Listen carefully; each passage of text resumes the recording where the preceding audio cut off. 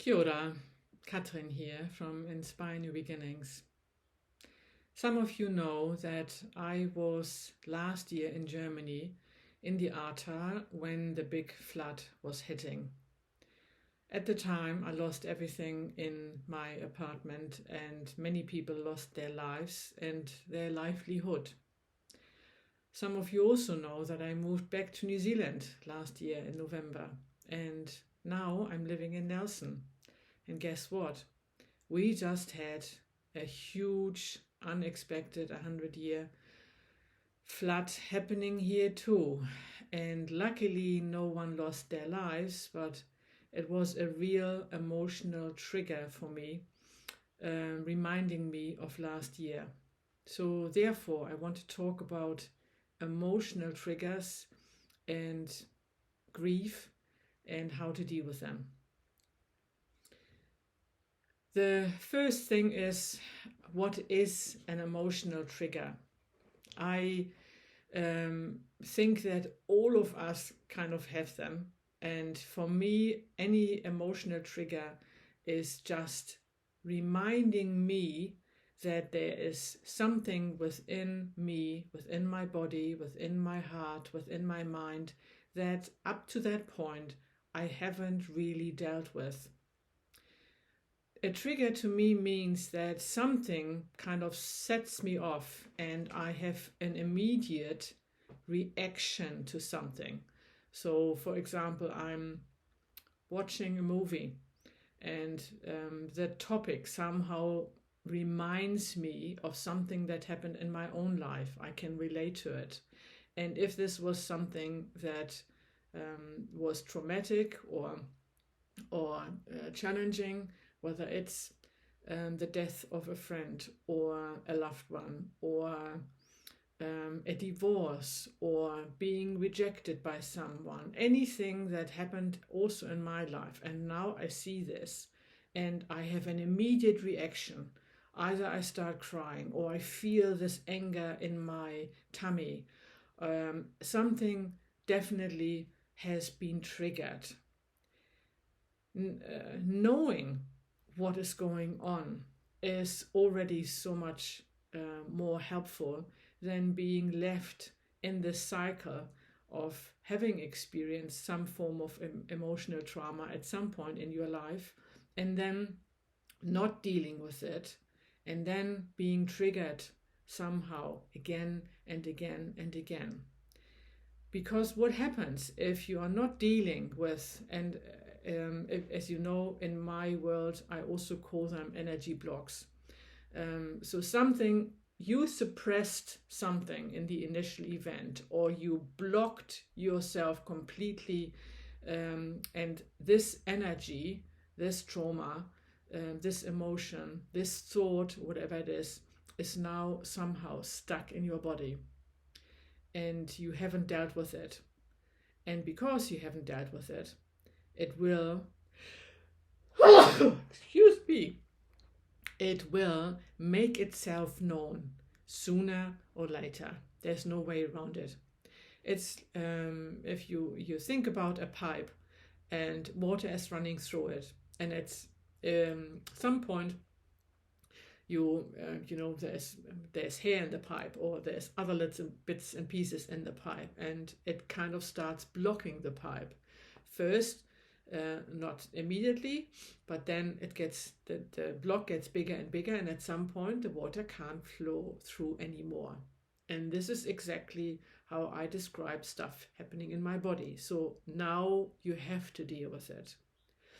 And most of us are not equipped to deal with emotional trauma, at least not my generation.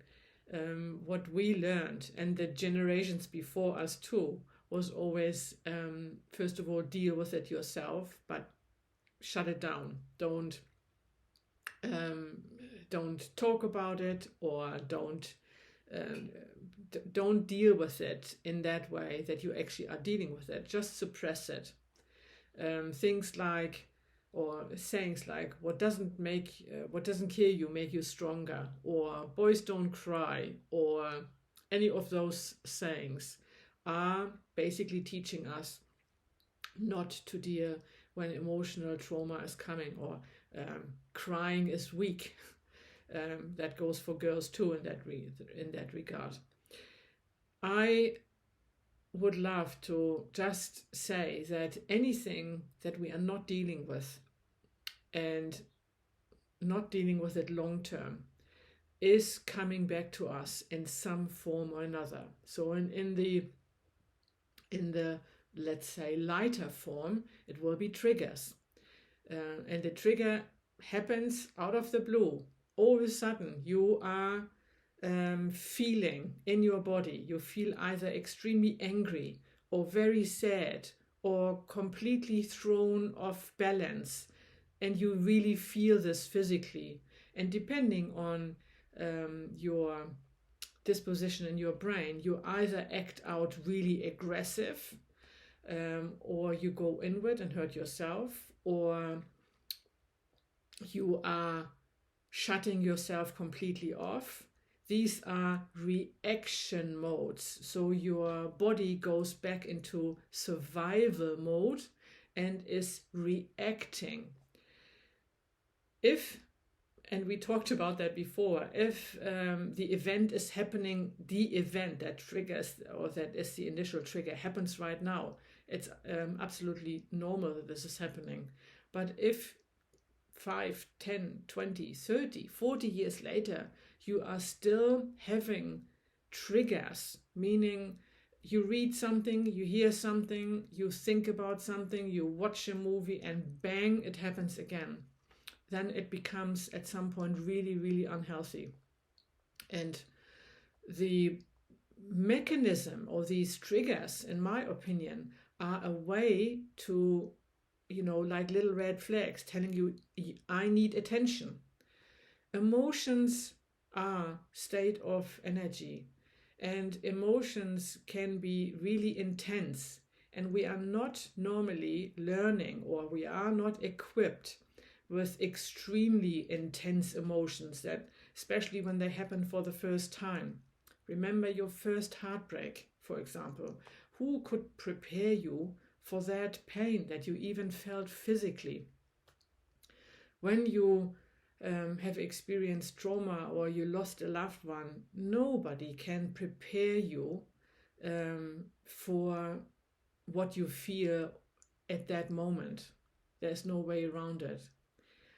But what we can, in my opinion, prepare ourselves for is understanding that this is something, also being aware of what might happen, or that what we are feeling is something that at some point also will get less intense, and it will not stay there when we allow that to happen, when we allow for the intensity to flow through our body, and in that moment allow ourselves to be kind and to do something that helps us. But all of this is self-awareness. It's also awareness of being triggered, being aware that this is what's happening, rather than just reacting. If you are dealing with it and learning what triggers are, and you're learning, like in my case, learning a tool, which in my case is 2-pointing, how to deal with that, then at least in the moment when it's happening, you are observing. You can, okay, this is happening. So now I'm not just reacting always, being angry, being aggressive, repeating that cycle that most of the time is either sabotaging us or self-destructing ourselves. Now I'm not repeating it again and again. Now I'm realizing, there is something that I haven't dealt with, that wants to be resolved, that wants to be released. And instead of, this is why I love 2-pointing so much, instead of now digging mentally into it and trying to find the pain point again, or that by thinking, by talking about it, now with 2-pointing, All I'm doing is I allow the connection that we are all having with all the energy around us for this block to be released energetically. First of all, you will feel lighter. When you start this for the first time, you will also feel like a mountain has been taken off your shoulders. That's the first thing. You feel lighter. And feeling lighter is already something marvelous if you have carried something with you for such a long time. And then the next step, the more you do it, is you become aware of these triggers much faster, and then you deal with it. There is something that needs to be resolved and transformed, and you do. And the trigger will get less and less and less. And at some point, when you manage to deal with all the emotional traumas or the emotional pain that you are still holding, at some point, there's no more trigger on that topic. And that's the beauty of two-pointing. And I would love for everybody to learn that when we are young, in kindergarten, in schools, learning a method and a tool that equips us to deal with the intensity of emotions that sometimes in our lives are coming like a tsunami. Nobody can prepare you for the event as such. We still are going through it. We still are feeling it. We are still experiencing the pain and the grief and everything that comes with it, with those events. That's part of being alive. But we have a method and a tool that allows us to have the awareness of what's going on. And with it, the awareness, knowing this is horrible, this is painful, this really hurts. However, if I allow this to flow through me and be kind with myself and deal with it when I'm ready, then you are not carrying the guilt or the shame or whatever is attached to that event with you for the rest of your life. And you are not having, even after 30 years, a trigger that brings you back to that memory, that activates everything in your body, that brings you back to that state of energy or that space you were in where you felt completely not yourself and didn't know what to do, and really didn't want to have to continue feeling this pain anymore. So I would like to encourage each and every one of you who has either experienced pain or not, doesn't matter, at some point we all will have that, to find a method and a tool, and in my case it's two-pointing, that helps you, first of all, to have this awareness that when things are getting tough, you are not simply reacting and get angry or aggressive or extremely sad. You are realizing that something that triggered this, was triggered through this event, is stuck somewhere in your energy field, in your body, in your mind, in your heart, and just says, I want to be transformed, I want to be released.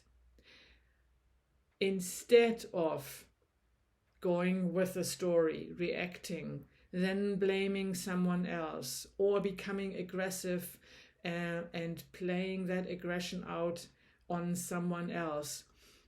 All these unresolved and unexpressed states of energy, emotions, emotional pain, emotional trauma is only causing more pain and more trauma for yourself, for everyone around you, for your children, for your families, for your community, unless we deal with them. So we need to learn to do that. And I would love for all of us to practice something when we are feeling okay. and not just starting when we are right in the middle of it. It's a lot harder. It's still possible, but so much harder. Know that life brings challenges every now and then, and life will also throw something at you that brings you pain or sadness or even grief. That is just how life is designed. It's part of it. Knowing how to deal with it is the answer. So if you are still looking for something that helps you to deal with emotional pain, trauma, or with triggers that continue to interrupt and destruct and maybe self-sabotage your own life, just get in touch with me. Two-pointing just might be the answer. Bye for now.